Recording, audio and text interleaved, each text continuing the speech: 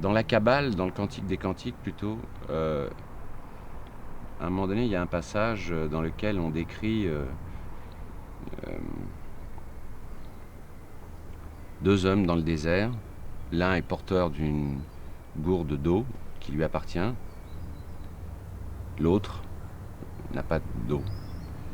Et pour pouvoir sortir de ce désert et aller à un point où il pourrait être sauvé, ils n'ont pas assez d'eau pour tous les deux.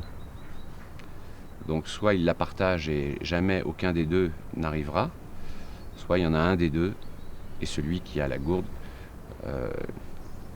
qui peut y aller. La question se pose de savoir qu'est-ce qu'on fait. Alors, dans le Cantique des Cantiques, que ce soit dans la Torah ou dans le Coran, la réponse est assez extraordinaire quand même, puisque on dit c'est le plus valide qui doit y aller. Parce que lui pourra apporter quelque chose au monde, quoi, à la société. Et alors c'est une étrange sélection qui se fait par la nature, finalement, par une forme d'injustice, et c'est à ça que je pense. Là, je vais partager ma gourde.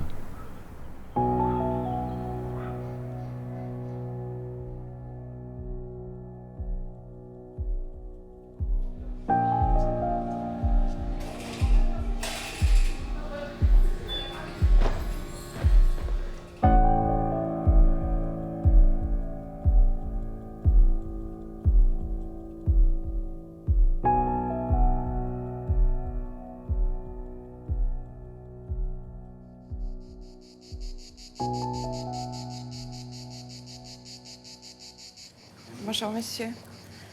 On va faire le marché? Je vous laisse faire? Ah oui, ça je sais le faire. Hein. Le perfuseur, ça c'est pour prendre la tension. La ligne veineuse, simple. Ça, que je me trompe pas, le sérum physiologique. C'est bon, j'ai rien oublié. C'est bon? Allez, on y va. C'est fantastique le travail qu'elle fait, cette machine. C'est quand même grâce à ça que je suis en vie. Hein. Et ils ont fait d'énormes progrès par rapport à ma première greffe, quand j'ai été dialysée au tout début, en 70. C'était les premières dialyses et c'était des cuves énormes qui faisaient 3 fois ça, quoi. Moteur! Putain, c'est pas vrai! Ça tourne, ça tourne. Faites le clap! Action! C'est très dur. De vivre des dialyses, c'est trop, quoi. 3 fois par semaine, c'est ma deuxième maison, quoi, ici. C'est 4 heures de ma vie qui s'envolent comme ça. Et c'est énorme. Hein. Ça fait 12 heures par semaine.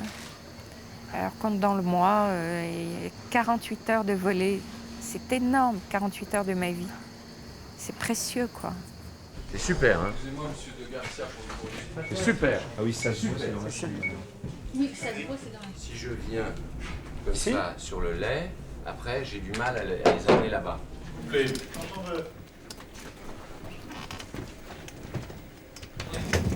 Action! J'ai une épée de Damoclès au-dessus de la tête. Hein. Je ne suis pas certaine de me réveiller demain matin parce que je suis fragilisée, parce que les dialyses fatiguent le cœur. J'ai un certain déséquilibre en moi qui est provoqué par l'absence de rein. Et bon, je m'aperçois que c'est pas facile, quoi, de vivre ça, quoi. Pas sûr? Bon, déjà, faut fixer celle-là. Moteur, On est en place? en place, silence. J'ai des palpitations ou bien j'ai des chutes de tension assez spectaculaires. Hein. Il m'arrive de descendre jusqu'à 7, 6. L'habitude de l'avoir arrivé mal, c'est bien que maintenant j'en ai tellement peur que je l'attends devant la porte. Mais les débuts, il fallait la tenir. Hein.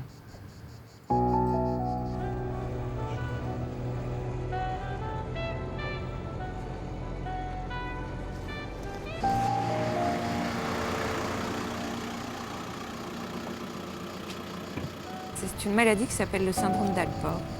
C'est une maladie génétique. C'est une dégradation au fil des années des reins. Quand les reins ne marchent plus, ça veut dire que le sang est empoisonné. Donc ça veut dire que tu peux mourir d'un jour à l'autre, quoi. Oh Marie. Coucou. Oh Marie. Alors. Comment tu te sens? Alors. Un peu raplatard. Un peu raplat? Ouais. Alors papa il m'a dit que tu pétais le feu. Oh. Que tu étais en pleine forme. Après les dialyses, il faut toujours un temps pour que je récupère quand même. Hein. Non, mais t'es quand même mieux, hein. Assieds-toi. Bah oui, c'est toujours mieux que ce que c'était. Je t'avais pas debout avant. Alors, Ça va? Ouais. C'est super que vous soyez là. Hein. Alors, Alors? tu es contente dans cette nouvelle dialyse? Ah ouais, vraiment. Je te dis, ça m'a complètement changé ma vie. C'est l'autodialyse, hein. J'ai encore besoin de l'infirmière, tu vois. Parce que j'ai peur de m'emmêler les pinceaux entre le circuit artère et le circuit veine. Mais ne te trompe pas surtout. Non, non. Et après et après, quand t'as fini, Morte d'une bulle d'air en dialyse. En séance de dialyse. Ah non, putain, fais pas ça. 3 fois par semaine, je suis allée en enfer pendant 9 mois. C'est bien, moi j'aime bien. Parce que j'avais malheureusement mal choisi mon centre de dialyse. Vraiment, j'y allais, je fermais la porte, je pleurais, quoi. Inacceptable. À plusieurs reprises, j'ai eu des infirmières qui m'ont piqué sans mettre de gants. Il y a des bons, des mauvais médecins, il y a des bonnes et de mauvaises infirmières. Je veux dire, sous prétexte qu'on est dans la science, en général, on s'écrase, on se tait et on a l'impression qu'ils sont tous extraordinaires. Moi, je pense que c'est pas vrai. C'est bien de remettre ça en question systématiquement. Et on le voit malheureusement à travers des grands drames comme la canicule l'année dernière ou comme ce qui est arrivé à Guillaume Depardieu avec cette maladie qu'il a chopée. Mais c'est dû à des malveillances ou des incompétences, des fautes professionnelles graves. Donc il en est de même avec des maladies graves comme celle de Marie-Claire. Il y a des centres de dialyse, on peut les considérer comme des gens potentiellement très dangereux. Tout à fait. c'est ça. Ça va? Ça va, mon frère? T'as bu, Philippe? Je connais Marie-Claire depuis 1969. Lorsqu'elle est tombée malade, elle a été suivie par mon patron de l'époque, qui l'a pris en charge et qui a organisé sa première transplantation rénale, qui, si mes souvenirs sont bons, a dû avoir lieu en décembre 1970, après quelques mois de dialyse qui ont été un petit peu difficiles, puisque Marie-Claire avait à cette époque, je crois, 17 ou 18 ans et ne comprenait pas très bien ce qui lui arrivait, car c'était arrivé très brutalement. C'est ma mère qui a d'abord donné un rein à Marie. C'était une des premières transplantations rénales qui impliquait les membres d'une même famille. Tu te rappelles, quand on a été greffé, j'ai commencé à hurler parce qu'il s'était trompé. Il s'était trompé de côté. Il s'était trompé de côté, tu sais, il m'avait rasé à droite. Ouais. Non, à gauche. Non, il m'avait rasé à gauche et ils m'ont greffé à droite. Quand je me suis réveillée, j'ai senti mon pansement à droite, j'ai dit « Docteur, vite, vite, vite, ils se sont trompés !» Tu te rappelles? Tu te rappelles pas, non? Mais je te l'ai raconté. Non, moi, je me souviens qu'il est venu me voir, mais Alors, on était dans cette salle monstrueuse. Il est venu en courant. « Vous inquiétez pas, Madame Berry, ne vous inquiétez pas. » On a constaté en dernier qu'il valait mieux vous prendre le rein droit que le rein gauche. Et je lui dis alors, il m'a dit « Elle pisse, elle a déjà pissé 700 centilitres. » Est-ce que ça a changé votre relation avec votre fille? Non, pas du tout. Pas du tout. Elle m'en a jamais parlé, ni maman, tu m'as sauvé la vie, ni jamais rien. Elle m'a jamais ni remercié, ni pour elle c'était un don naturel. Et pour vous? Moi aussi. Ça m'a pas posé de problème. J'ai jamais eu conscience d'avoir un corps étranger dans mon corps. Jamais. J'ai plutôt eu tendance à protéger ce rein comme un enfant qu'on porte. C'était quelque chose qui m'appartenait. C'est pas quelque chose qu'on a pris chez ma mère et qu'on a mis chez moi. Ça m'appartenait, c'était à moi. De toute façon, Marie-Claire, elle n'a jamais accepté sa maladie. Elle n'a jamais intégré sa maladie dans sa vie. Donc elle a toujours tout fait comme si elle n'était pas malade, quoi. Je n'ai pris aucune précaution. Pendant 33 ans, j'ai vraiment vécu en oubliant. Et je ne regrette pas d'ailleurs. Ça m'a permis de faire de jolies choses. Entre autres, de faire un enfant, d'adopter ma fille. Je me sentais même très courageuse au point d'en adopter plusieurs après Sarah. Je change, je me reposer à la jambe. Marche, échappée, c'est contre-temps, un drive. C'est dans ce sens que je crois qu'il faut aller pour qu'une greffe réussisse. C'est qu'à partir du moment où on est opéré, bien sûr qu'il faut suivre les quelques conseils des médecins, mais je crois qu'il faut dépasser un peu ça aussi et vivre, quoi. C'est trop sympa. Le jour où j'ai appris l'année dernière que je perdais mon rein, ça a été un choc terrible. J'étais dans le cabinet du néphrologue et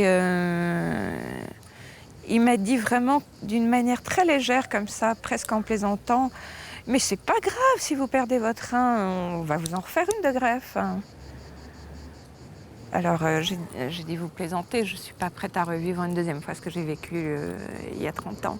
Il m'a dit, mais ça n'a plus rien à voir maintenant, les greffes. On fait ça très couramment. Si on vous regreffe, vous repartez pour 30 ans. Et là, j'ai vraiment réalisé qu'il était en train de me dire qu'il fallait que je me prépare à ça, quoi. J'ai toujours su que cette greffe, parce que les greffes ne peuvent pas durer ad vitam aeternam. C'est comme ça.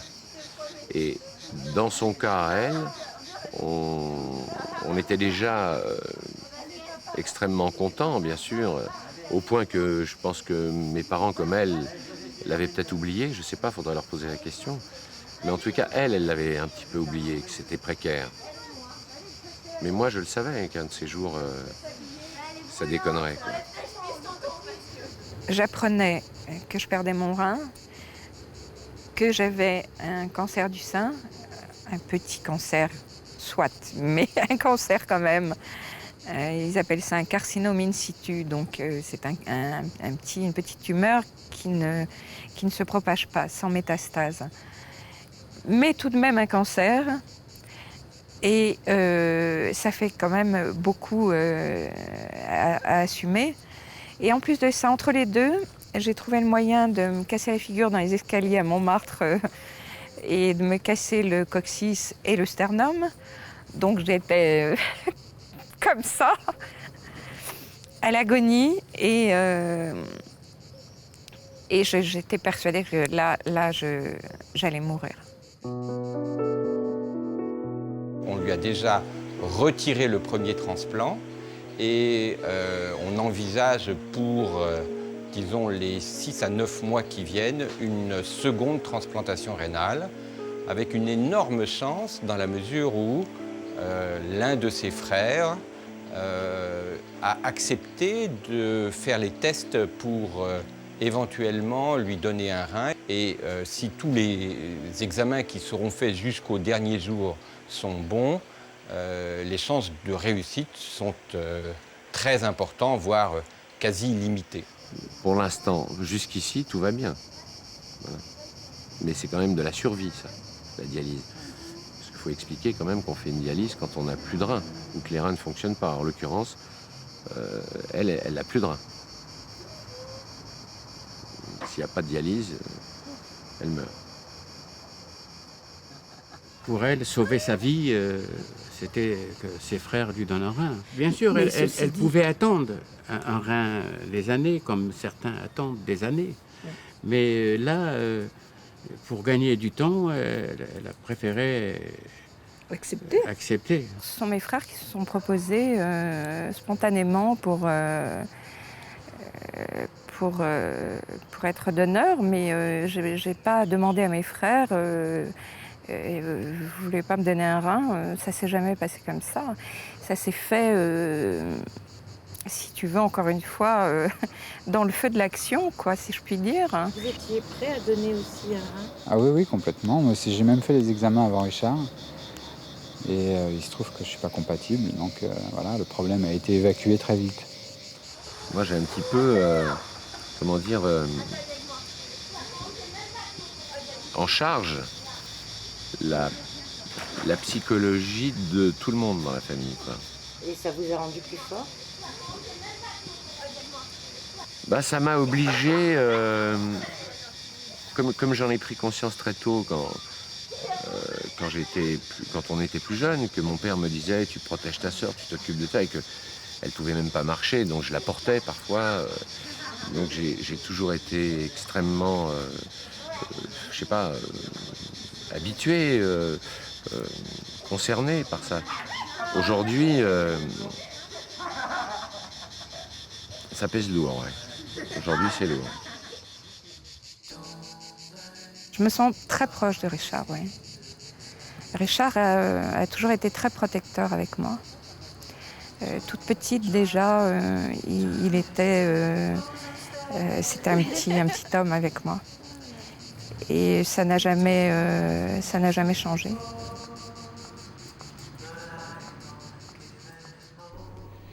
Quand je la vois vivre aujourd'hui, quand je vois la difficulté que c'est de vivre dans ces conditions, en dialyse permanente, sans rein, et toutes les conséquences dont je préfère pas parler ici, mais je pense effectivement que c'est une renaissance, oui.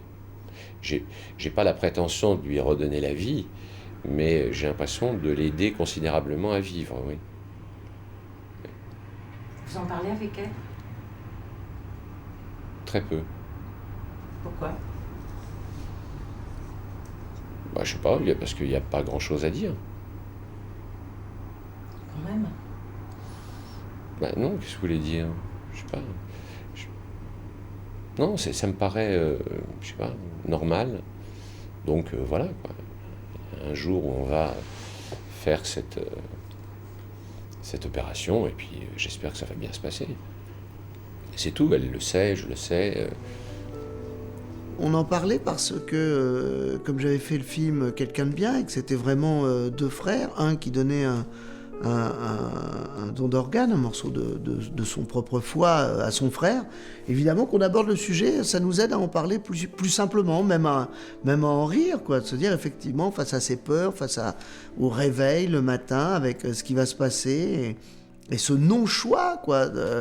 Voilà, il n'y a pas d'autre possibilité. Qui pourrait comprendre qu'on refuse ou pas? Parce qu'il ne s'est même pas posé la question, évidemment. Et on ne peut pas se poser la question. Et le fait de ne pas se poser la question vous met dans une situation, d'impasse, une situation obligatoire d'être quelqu'un de bien. En même temps, pour mon père, c'est très violent parce que il aimerait aussi qu'on ait de l'attention pour lui, etc. Et pas que son geste soit banalisé comme si, justement, c'est tellement normal de donner son rein à sa sœur. Oui, c'est tout. Ce rein, c'est vraiment un nœud dans la famille. Cette maladie, c'est un membre de la famille à part entière, ça c'est clair. J'ai hâte que ça se termine parce que c'est pas agréable pour tout le monde, surtout pour mon père qui a le stress et surtout pour Maria qui doit continuer ses dernières dialyses et pour toute la famille, quoi. En étant un peu cynique, c'est très positif. Si on parle en termes de communication, c'est quand même un don qui est quand même très très positif, bien que ça soit absolument pas ça qui ait motivé la réaction de Richard. Je pense que ça fout les jetons. Vous voyez, je pense que ça fout les jetons de se dire quelqu'un qu'on connaît va aller sur le billard parce qu'on ne sait jamais, c'est toujours un risque. Et à la fois, on est admiratif, on est vraiment admiratif. Je dis merci aux gens qui devraient me dire merci. Cette femme me connaît. Je suis sûre que ça a dû lui peser énormément dans sa vie, cette sœur avec cette maladie. Utilise son œil. Ça fonctionne pas. Oui, ça a dû être pour lui déterminant dans sa façon d'être, sa façon d'agir, de s'étourdir dans le travail, d'être à ce point dans l'action. C'est pas par hasard. Je ne vois pas les choses comme ça du tout. Comment pourrais-tu? Tu sois capable de te mettre à la place des autres. Je pense que je me mets un petit peu trop à la place des autres et que ça ne me réussit pas. C'est un genre que tu te donnes. Tu es l'individu le plus obsédé par lui-même que je connaisse.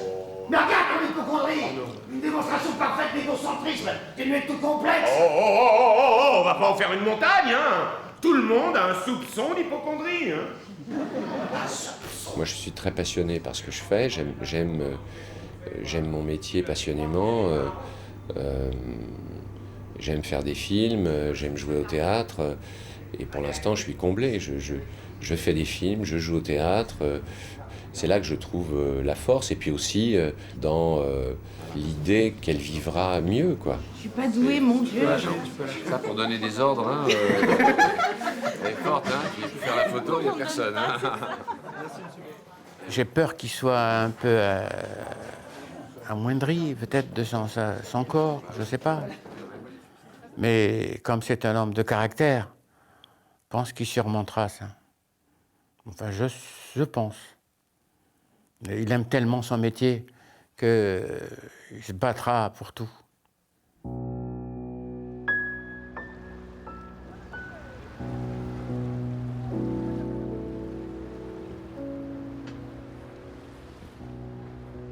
C'est quelqu'un de courageux, Marie était courageux parce qu'elle élève ses enfants, et elle est à la fois fragilisée par sa maladie.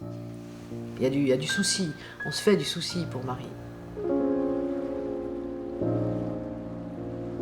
Le plus triste pour moi, c'est d'avoir ce statut de victime. C'est ce que j'ai le plus de mal à vivre. C'est inséparable de la maladie, je le sais. Mais le regard des autres quand tu es malade, il est souvent méprisant. Et moi, je ne supporte pas ça. J'ai énormément de révolte par rapport à ça. Mon amie Marilyn a perdu son fils Jackie dans un accident de la route en juin 2001. Malgré sa douleur, elle a immédiatement accepté de faire don des organes de Jackie à la médecine. Lorsqu'on accepte de faire don de la chair de sa chair, on se dit, bon, quand on voit la souffrance de Marie, quand on voit ce qu'elle endure, ben c'est un soulagement quelque part pour moi. Quand je vois Marie, je me dis que j'ai bien fait. Voilà, ça me réconforte. Ça me réconforte encore plus. Il a sauvé combien de vies, Jackie? D'après le courrier que j'ai reçu, toutes les greffes ont fonctionné. Et c'est très bien passé. Et d'après ce que j'ai lu, au moins 5 personnes. La vie de 5 personnes. Merveilleux. Voilà. C'est un miracle. En fait, je suis fière de mon fils parce qu'il a accompli un miracle pour moi. Ouais. C'est ce qui me fait du bien aussi. Je me dis, il a accompli un miracle. Voilà. Enfin, au travers de la médecine, bien sûr. Et, si moi, je n'ai pas... J'aurais aimé que mon fils soit sauvé par un don d'organes. Et dans l'accident, ma fille était gravement blessée aussi. S'il avait fallu que je fasse don d'organes de mon fils pour ma fille, sans hésiter, là aussi, je l'aurais fait.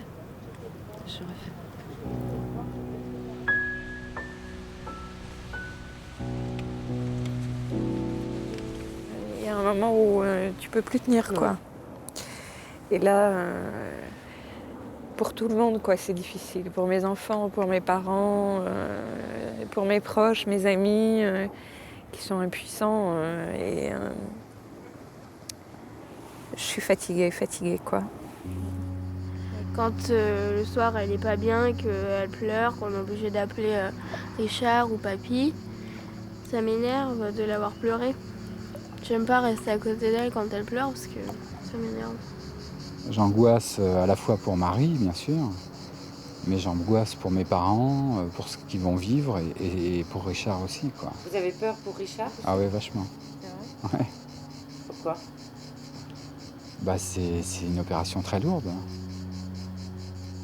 Et je me dis que, bon, même si Richard et moi, nous sommes un Sheila identiques, ça veut dire qu'on a énormément d'identités en commun, donc il y a de fortes chances pour que la greffe marche bien.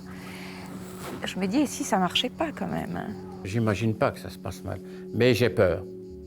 C'est normal.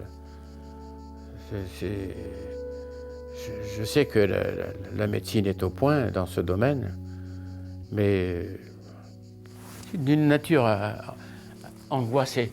Donc, voilà. Papa chéri.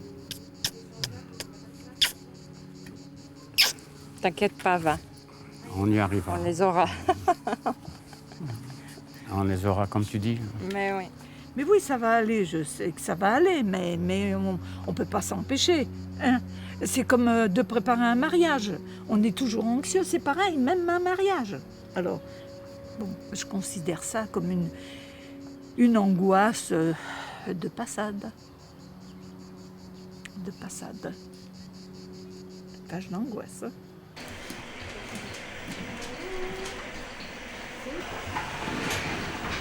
On a encore quelques tests à réaliser avant de pouvoir définir totalement s'il est un donneur excellent.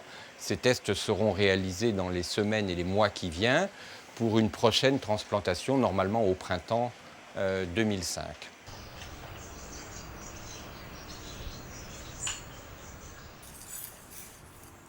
Mon plus grand bonheur, c'est évidemment mars. Parce que le compte à rebours va commencer. À partir du mois de mars, je suis à Paris, donc pour moi, ça veut dire que je vais me préparer à cette opération à partir du mois de mars. J'approche de la fin du cauchemar. Alors, vous êtes dans le compte à rebours? Non, voilà, non, absolument pas. Moi, je retarde ce compte à rebours jusqu'au moment où je rentrerai dans l'hôpital.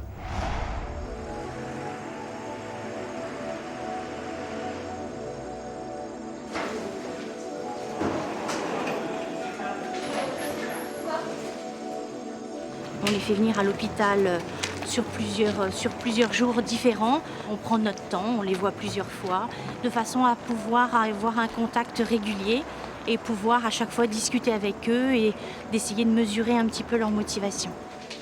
Asseyez-vous, je vous en prie. Le risque de rejet dans ce cas-là est relativement faible parce qu'ils ont la chance d'avoir une complète identité sur le plan des gènes qui sont importants pour la transplantation, les gènes qu'on appelle les gènes HLA. Donc chez eux, le risque d'échec par rejet est très faible. On peut avoir un échec de greffe par autre chose qu'un rejet.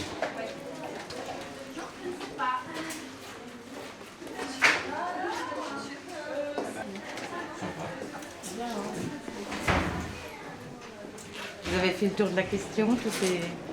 Oui, Ouais. Autant que faire se peut, une première fois là, mais ça va. Ça se passe bien. Rassuré? Ouais. Enfin. Ouais. Ouais. Et vous, Marie?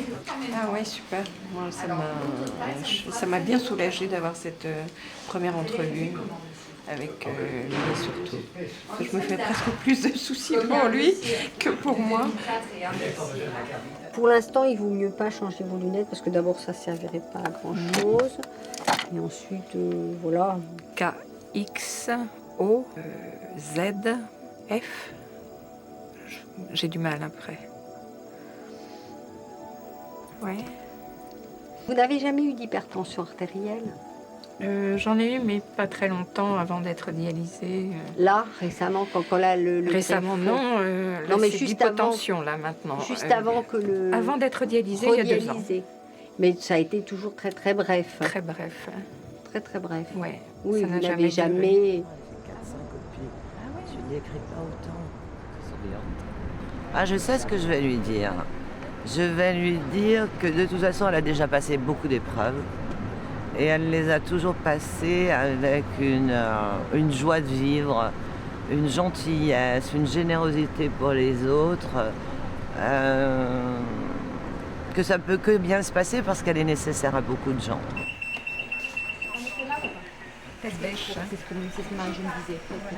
Je l'ai retrouvé très déprimé au moment où on a commencé le traitement par dialyse, encore plus déprimé au moment où on a dû repousser la date de la transplantation pour des raisons médicales sévères, et un peu mieux dans la mesure où elle commence à se préparer à cette seconde greffe qu'elle espère réussie.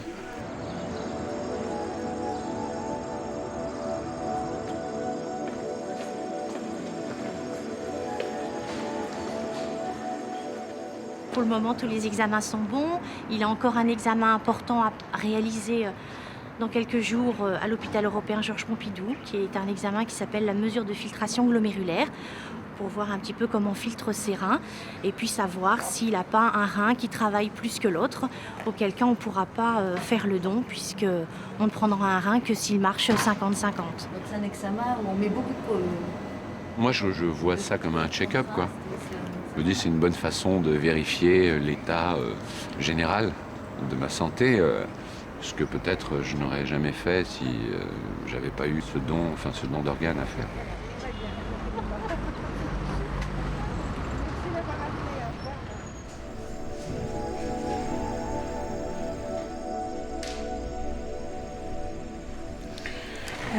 Là, je viens pour une consultation cardiologique. Donc, je vais faire là, c'est une échographie cardiaque et ensuite, je vais faire un Doppler. Tout va bien en plus, tous les résultats sont bons. Là, je ne peux que y aller. Il n'y a pas de changement en vue. Il ne faut pas. De toute façon, je veux être greffée le 21 et je serai greffée le 21. Voilà. Donc, pas de pensée négative, que du rose. Tout est rose. Ça fait 1h30 que je suis parti d'Épinay. 1h30 à 5h. Plus d'1h30. Nous devons nous assurer que la personne a compris tous les risques et bénéfices. L'idée, c'est de ne pas nuire à la personne. Or, le prélèvement est fait sur quelqu'un qui va bien, qui n'est pas malade, et le bénéfice est pour un autre, un receveur. On peut imaginer que dans de très rares cas, on sera un lieu de parole et de liberté où les gens pourront dire « non, j'ai une trouille bleue » ou « ça m'embête pour mes enfants, je prends trop de risques » ou toutes sortes de choses et qui vont faire qu'on va lui donner cette possibilité, protégée par le secret, de dire non. C'est vraiment des gens qui ont compris qu'il y avait d'un côté le corps, mais il y avait aussi un être humain, il y avait un esprit, tandis que la plupart du temps, enfin, je dis pas tout le temps, mais assez fréquemment, les gens s'adressent plus au corps qu'à la tête, quoi. Ils oublient que derrière le corps, il y a un être humain qui pense, qui sent, et elle, ce comité-là, est très à l'écoute des êtres humains, et je pense que ça ferait beaucoup de bien aux donneurs vivants, mais aussi, surtout, aux malades, d'avoir des gens qui leur donnent l'impression de les écouter, de les entendre et de parler. Ça y est, j'ai mon diplôme de donneur. Diplôme de donneur, voilà. Non, maintenant, il faut que j'aille au tribunal et j'aurai mon diplôme.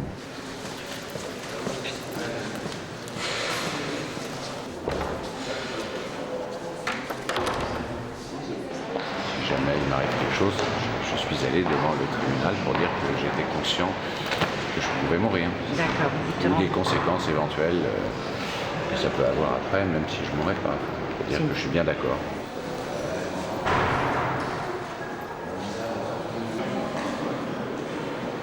Mon père m'a invité à déjeuner et il m'a expliqué tout ce qui se passerait au cas où il mourrait. Et donc là j'ai eu un peu peur parce que effectivement c'est pas, on n'arrache pas une dent, quoi, c'est une opération lourde. Mais j'ai pris conscience que c'était aussi un gros risque qu'il prenait lui.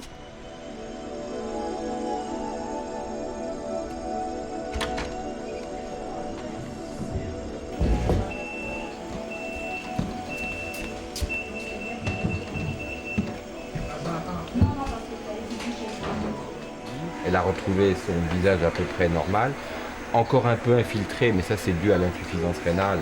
Et donc ça ne disparaîtra que lorsqu'elle aura retrouvé une fonction rénale normale après la greffe. Là, on a encore quelques petits soucis médicaux à voir, mais... Mais vous êtes quand même inquiet pour... Oui, ouais. oui. Pas inquiet. Non? Non. Préoccupé. Préoccupé, oui. Ouais, ouais. Ok.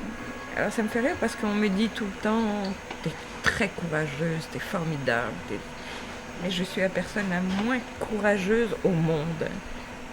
J'ai très très peur. J'ai vraiment très peur. Vous y étiez à ce moment-là, dans cette peur? Ah, j'y suis, oui. Ah oui. Bien sûr. Mais ça n'empêche que ce n'est qu'une étape. Ça n'est qu'une étape. De toute façon, la mort aussi, c'est une étape.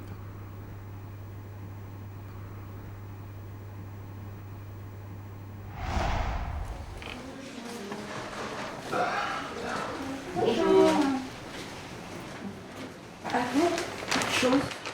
Je voulais vous demander comment vous dire que Richard n'a pas du tout été informé des résultats de tous les examens qu'on lui a faits et il est super vexé. Ah bon? Parce que tout est normal. Il n'est pas malade. Oui, mais... Il avait peur d'être malade. Il est un peu angoissé, quoi. Oui, sûrement. Mais non, tout était, il n'y avait aucun doute. Ça m'aurait rassuré quand même. Ah bon? Oui. Bon, bah écoutez, d'être informé c'est trop tard alors. Que tout allait bien, ça l'aurait rassuré. Mais oui, non, on le fait pas dans la mesure où, en gros, on informe que quand il y a quelque chose qui va pas bien. Oui, lui, mais je suppose que tous les donneurs sont quand même ressentent cette angoisse quand même, surtout à... Peut-être pas autant. Mais enfin, en tout cas, peu importe, si lui le ressent, c'est ce qui est important. Qu'est-ce que je peux faire? C'est un peu tard. Peut-être lui passer un petit coup de fil.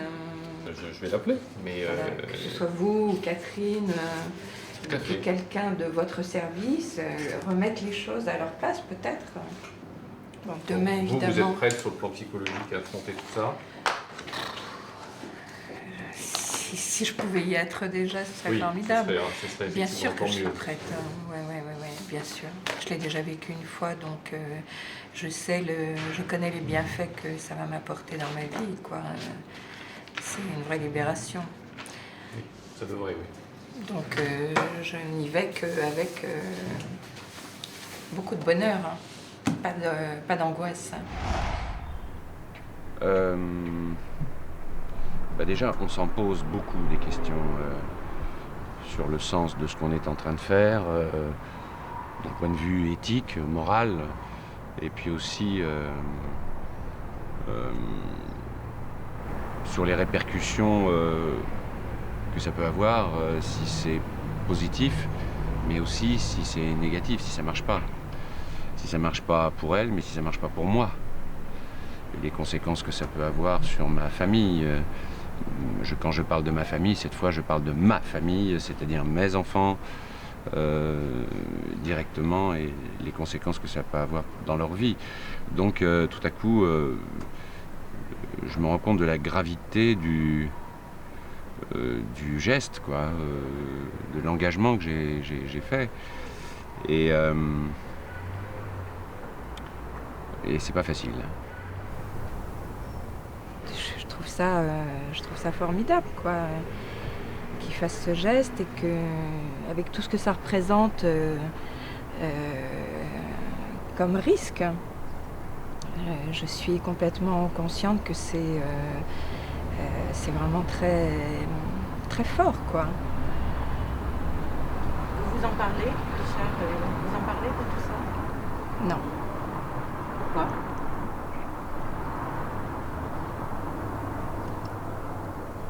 Je sais pas. On a du mal à en parler. Qu'est-ce qui bloque? La peur ou... Je pense que c'est une façon de se protéger, peut-être de rester un peu dans notre dans notre univers et on a chacun sa façon d'affronter, quoi. Moi, je sais que c'est souvent dans la solitude que j'arrive à me motiver et à me recharger, quoi. Moi, j'ai pas à en parler. Moi, j'en ai parlé d'ailleurs. C'est elle qui a à en parler. Mais elle en parle pas.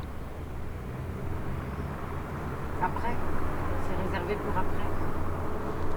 Ou est-ce que le don de Ça, soi je est sais tellement fort qu'il a J'en parle besoin pas parce que tout a été dit aussi. La culpabilité, ce que je ressens par rapport à ce geste, tout ça, il le sait, tu le sais, ce que je ressens. Vous allez faire une fête après, tous les deux? Je sais pas. Non, pas spécialement. Moi, je pars en vacances si tout va bien. On fera la fête quand il rentrera. Et puis...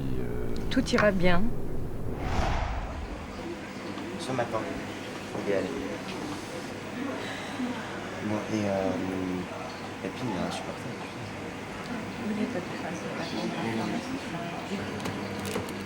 Je suis vraiment heureuse de vivre cette dernière dialyse. Et cette opération va me libérer enfin.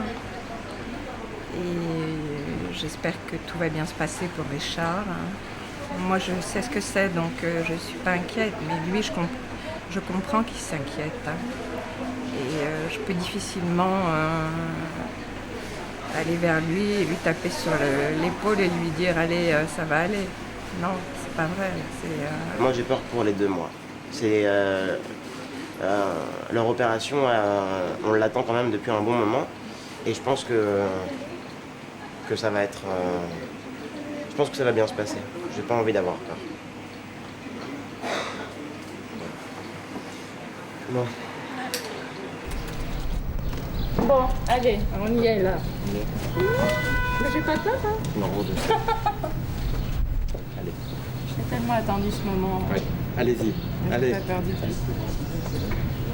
Là, vous allez directement sur Necker? Oui. Vous avez pris votre dossier? Que l'ambulance arrive. Ah, ça, c'est un autre problème. Le 22 juin, c'est la journée nationale de réflexion sur le don d'organes et la greffe. Pour être très sincère, indépendamment du fait que j'espère et je souhaite de tout mon cœur qu'elle aille mieux, j'ai l'impression de résoudre, pour moi, d'une forme de culpabilité d'être dans la famille celui qui est en bonne santé. Alors, en réparant cette injustice ou en essayant de le faire, moi je vais guérir peut-être de cette culpabilité. Et aujourd'hui, c'est peut-être ce qui est le plus important.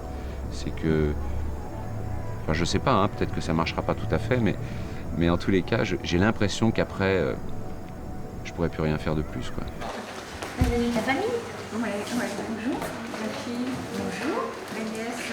Bonjour. Bonjour. Bonjour. Comment allez-vous? Ça va? Vous êtes à ta habitude?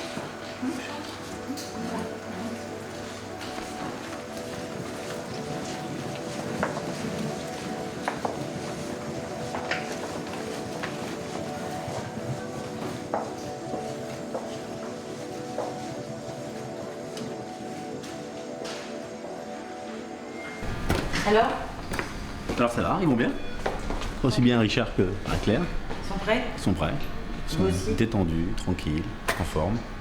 On a donc un petit peu tout réexpliqué, l'intervention, comment ça va se passer dans les suites immédiates, un peu plus longues, etc. Et je les ai trouvés bien. Maintenant ils sont là, le stress commence à tomber, enfin, tout va bien se passer. Et vous êtes prêts, vous? Bien sûr, je suis prêt. Je vais aller courir un petit peu, je vais bien manger ce soir, je vais être tranquille, et demain tout sera très bien. Eux seront prêts, moi je serai prêt, les équipes seront prêtes, et ça va très bien se passer.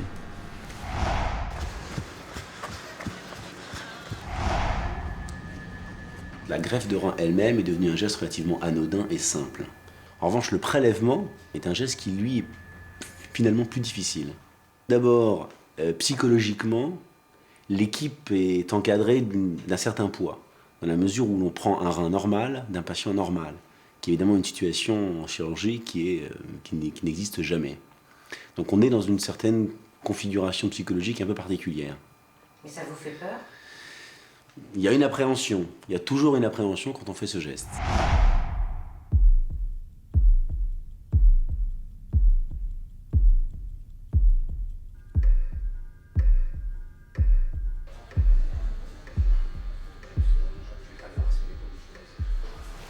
Allez, on y va.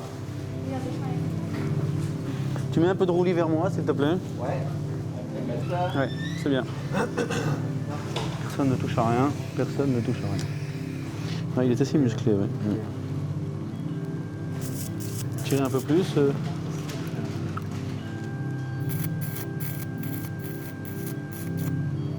Ok. Ah bah j'y suis. Bon, ça devrait suffire, je pense qu'on est assez haut là sur le rang. Incision.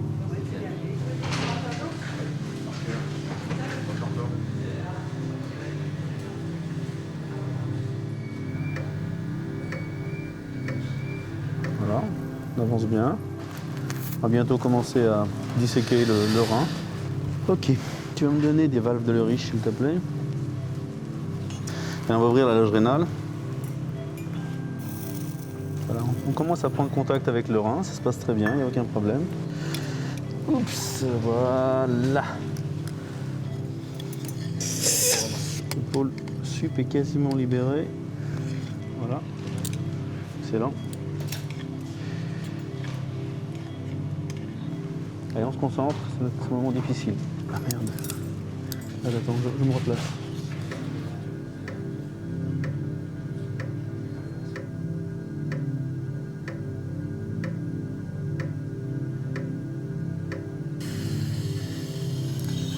Ça va? C'est bon?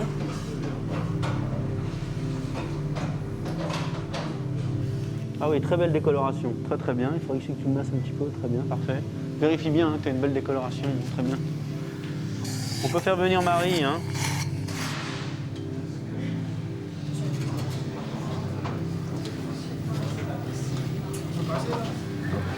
Richard a été opéré. Et il est à la salle de réveil. Il paraît que ça s'est très bien passé. Alors maintenant, on attend pour Marie-Claire qui est dans le bloc opératoire. Bon. Allez, on installe. La lumière, s'il te plaît, est pas bonne. Vers qui? Vers moi. Ouais, super.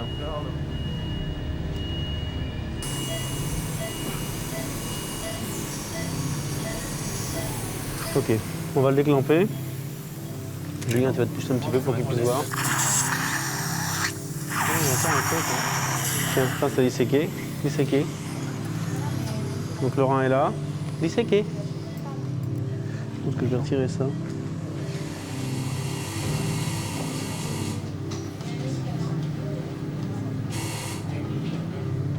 Elle veut pas descendre, cette saloperie. C'est bon, ça y est? Respiration, on va voir si la greffe est bien là. Voilà, la veine se gonfle, le rein commence à se remplir et là on lâche l'artère. Maintenant on espère que sur le plan rénal, le rein va repartir tout de suite. Ici il y a l'urtère qui va amener l'urine et on espère que l'urine va sortir avant la fin de l'intervention, ce qui est quand même garant de la bonne efficacité de cette greffe. Il y a même déjà de l'urine qui sort. Voilà, le rein pisse déjà. Vous avez vu le jet là? Vous l'avez vu? Tape génial, ça peut pas être mieux. Pas besoin de la refaire, elle est bonne. Bon voilà.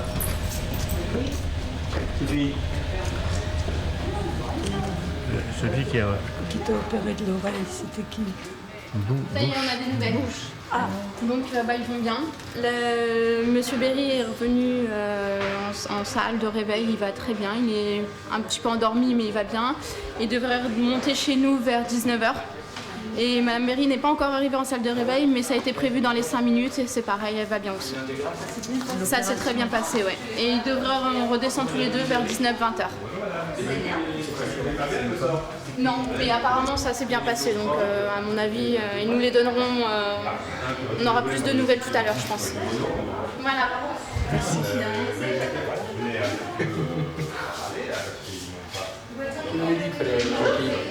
Hein? dit que vous pouviez être avoir confiance. Bon, mais c'est chouette. Ben, ça s'est très bien passé. Oui, bien sûr. Ah bah oui, ils sont à la salle de réveil, on vient de nous le dire. Pas encore, non. Bon, tout à l'heure.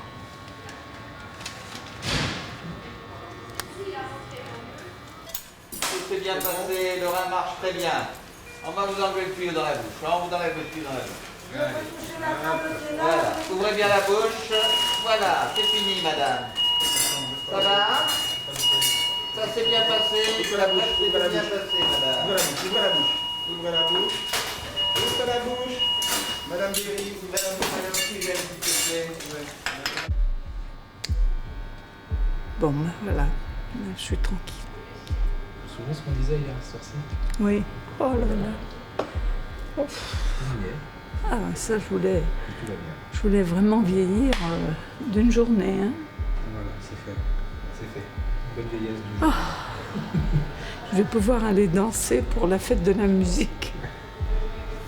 On va aller à la fête de la musique. On va leur dire ça. On va leur dire. Qu'on est allés tous danser pour la fête de la musique. On va leur dire sur le brevet de souffrance, on est tous allés danser.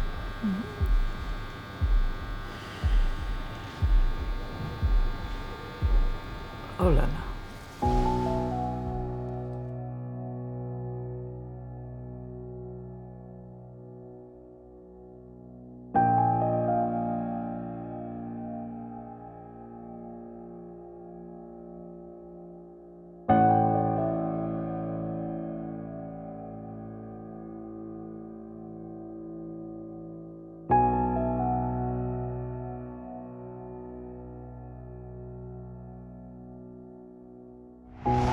Pour moi, c'est très important, ça. Qu'on fasse quelque chose pour encourager les gens à faire des dons d'organes. C'est un gros sacrifice et pourtant, je trouve que de donner, de faire un don d'organes, ça ne devrait pas se poser comme un sacrifice. Il y a énormément de vies qui pourraient être sauvées si les gens prenaient conscience de